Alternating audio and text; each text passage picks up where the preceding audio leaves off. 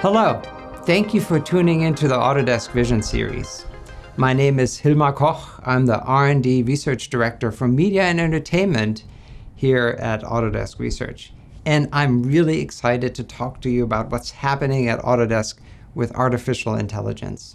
We'll be looking at the disruption that we're seeing in the market, the history that got us to here, and the vision we do have for the future. As I've mentioned, I work in research. And everything I say pretty much is speculative in nature. So please observe our safe harbor statement. And this being a conversation about artificial intelligence, we'll talk about something else completely different first, and that is the disruption that we're seeing in the landscape today. Our media and entertainment customers have been getting up to scale and efficiency by leaning into content pipelines.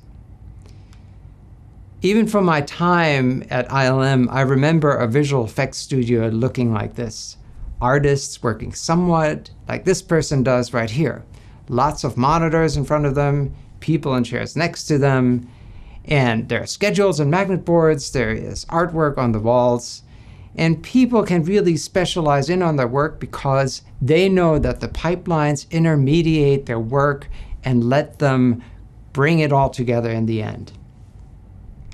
And then, through tax incentives all over the world, and through something like the pandemic, these content pipelines went fully global. So we're looking at a complete supply chain system in which companies and people share data, and again, the work gets intermediated, it being brought from one company to another, from one person to another. So it stands to reason that with all of this development, that the Oscar for achievement in visual effects in 2024 went to, well, those of you who know, it was Godzilla -1. And if you look under the hood, you'll find out that the director and visual effects supervisor of that movie has a different point of view on the creative process. When you watch the video behind this QR code, you'll find out that the movie got produced with only 35 people, and in 8 months they produced 600 shots. And the director and visual effects supervisor will gladly tell you that they achieved that by reducing the amount of technology, reducing the amount of intermediation, and actually going directly from the expression of his intent, talking directly to another artist. And with all that, they not only won a visual effects Oscar, they did it with 1/10 of the cost that typically is required to get a Hollywood production done. So that which we all thought was going to be the solution turns out to also be disrupted. And on top of all of that, you'll see disruptions from mobile production. People are shooting movies on iPhones. Streaming over social media and OTT services saturates the airwaves. Tax incentives continue to chase people all over the globe and companies with it. And short-form video is its own form of disruption of the big silver screen. And you have artists on strike. What is going on? We have two kinds of customers. We have the people who pay for our software, and we have the people who use it. And sometimes it's the same person, but quite often it is not. And between those two kinds of customers, we usually get a big difference in opinion, but the one thing everybody is agreeing on right now, that the media business is under siege.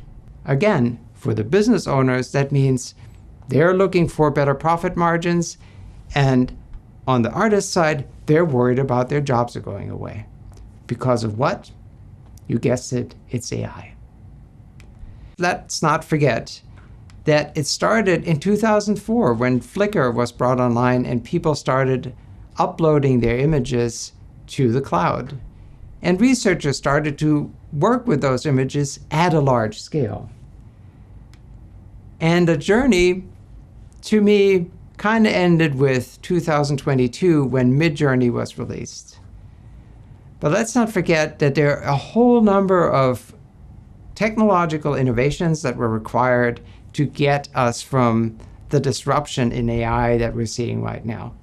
Granted, this is in the image space only, but it doesn't stop there. The disruption goes through all of content creation. With Sora, of course, every week we're getting a new drop about a new video that has been created with a video generator. Video game content, similarly, is being disrupted. And even a good old content creation platform like Dreams is getting a layer of generative AI. Same is true for us as a software company. Creating software is being disrupted. Greg Brockman is demonstrating this here by just taking a picture from his sketch and then adding some text allows him to create a website that actually works. It's fair to say that AI is having its moment. And if you're following the news cycle, it's easy to think that the robo-copalypse is near, especially if business leaders in media and entertainment claim that 90% of artist jobs are going to go away. But then again, they created Quibi. Thank you, Tony Maglio, for that kind of joke. What it leads to, in my opinion, is there is a perception gap about what AI does for us right now. The business owner thinks this is the panacea that is going to give them the margins that they need to keep their business afloat. And artists are fearing their jobs are going to be taken away by the very thing that AI has created. So what does Autodesk have to do with all that? What's our position? Well, let's start with definitions. Artificial intelligence we understand as the kind of computer systems and software that is able to perform tasks that typically would have required a human. And these days, it's the kind of tasks that actually are even too difficult for a human because there's too much data to be understood. I mean, who of us can read the entire internet? No one. But yet, LLMs can do that. And in all of that, we have scientists like Jan LeCun, who runs the Facebook, or now Meta, AI Research Lab, who's saying that AI is only going to be generalized and is going to have the kind of inference and the capabilities that we want if it is grounded in a world. This article says physical, but if you listen to him, he says it can be a physical or a virtual world. And I'm kind of surprised how few people actually pay attention to this note from Jan LeCun, a most eminent researcher. We're paying attention to this because it is the AI grounding in a world that will make it as powerful as we need it to be. And you'll also find, if you read the research papers, that there's a movement towards physics-informed AI, physics-informed neural networks here, right? This allows an AI to actually have a testing of its hypotheses and a grounding in what we know about the world right now. And that's why I'm presenting Autodesk AI in this form. At the center of it all is the creative person. They will continue to be setting the standard for what is interesting to watch, and they are the center of attention for us at Autodesk as well. And we full well know that they have been building 3D worlds with our tools and other people's tools and have a familiar set of tools that they will continue to rely on. And all the creators that I know have had a thorough relationship with this 3D world building over the course of their careers. They're also seeking a relationship with AI. They are interested in finding the generativity that it provides and these novel ideas. But if we follow this through to the end, it is required for us to build this connection between the 3D worlds and the AI that it powers. How did we get here from there? A little bit about our history. Autodesk has been in generative technology, specifically generative design, since 2009, which is an algorithm, for those of you who are not familiar with it, where an engineer or a craftsperson can define very specific requirements for a part that goes into a machine or a skateboard. In this case, it's a skateboard, and the engineer, all they need to do is say where the holes are and what loads need to be applied on those holes, and then the computer generates the various version, and then the creative or engineer can optimize the kind of part that they need for their application. And this is paired with simulation, or sometimes called surrogate modeling. Even on a low resolution, you'll be able to simulate sun exposure, or where trees are growing, or how the wind behaviors around the buildings is flowing, or even how rainfall is accumulating. Again, calling back of simulation expertise that we've built over the years to inform decision making. No different for AI. The Autodesk AI Lab was established in 2018. We've since then published well over 60 research papers that are peer-reviewed, and we like to believe that makes us the world's leading publisher of CAD geometry. And we're giving back. The Fusion 360 Gallery dataset is one of those 3D databases that other researchers are now using to drive their machine learning algorithms. Generative AI was introduced at Autodesk in 2017, and it produces CAD geometry in a generative way. And that's exactly the point. We have a responsibility to combine the classic design algorithms that are allowing generative design and exact specification with the emergence and generativity of AI today. That is our goal to make available to you. We approach that like this. We're looking for workflows when talking to customers, align with their needs, and then combine the classic and AI tools. And the benefits that we expect from that is that you're going to get analysis and insights about the way we work, how your software works, and how you can work together. You can expect automation that if there are tasks that are too much for a human to laboriously work through, that you have AI as automation at your fingertips to make things easier. And then lastly, we want to augment your workflows with new capabilities that are provided by AI. All of that, of course, against a solid backbone of AI and data ethics. We have our own program, we educate everybody, and if you're interested in more of that, do read up on it at trust.autodesk.com. So in summary, in M&E, disruption is omnipresent. There is a perception difference between what the business owners expect of AI and what creative people expect of it. And Autodesk is in the business of building the rails for a 3D and physics-informed AI. So you might wonder, why are we talking about this here when it's media entertainment? Well, media entertainment is critical for Autodesk because the consequences of this discrepancy of what we expect of AI and the regulation that might come about is going to have a ripple effect through all of the industries that we serve.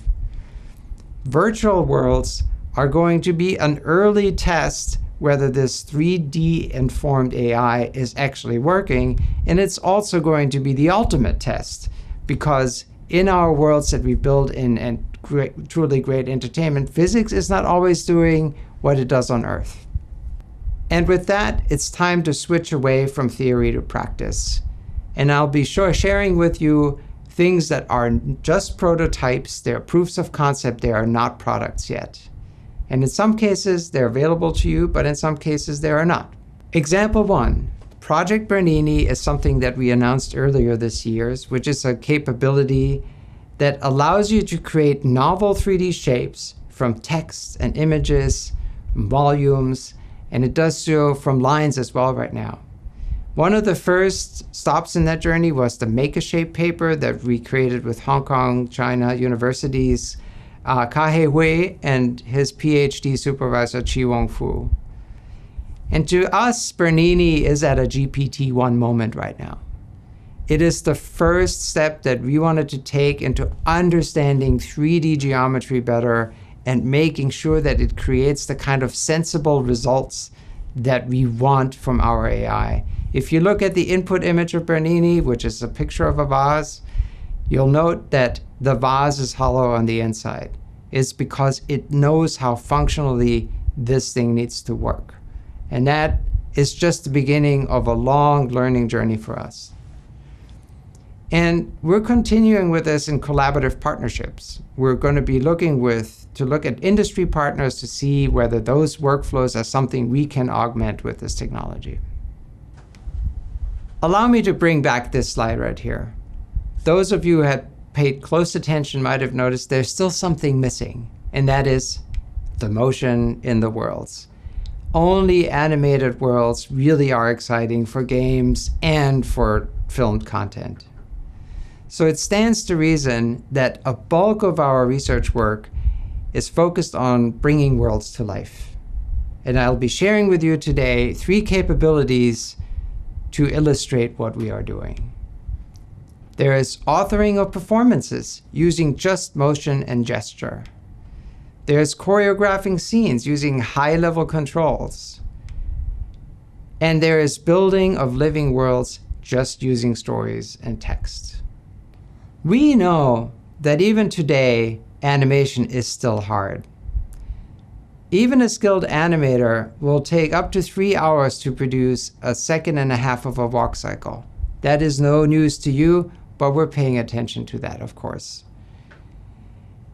And imagine, instead of going bone by bone and frame by frame and pose by pose, you could express your animation like this, just using your body, just wearing one device. This is a researcher who is doing that in this picture. And after she records a performance, she's been given an additional tool, which we call the time tunnel. And in this time tunnel, animation is laid out over space. So time becomes space. And in this system, you're able to modify individual poses and refine the performance that you just captured live. So this is a very simplified animation system that we've learned is not only available to novice M&E animators, but can be used by people outside of the animation industry. And since all of this is reframing animation, we're calling this Project Reframe. And if you want to learn more about it, go to projectframe.info and learn more.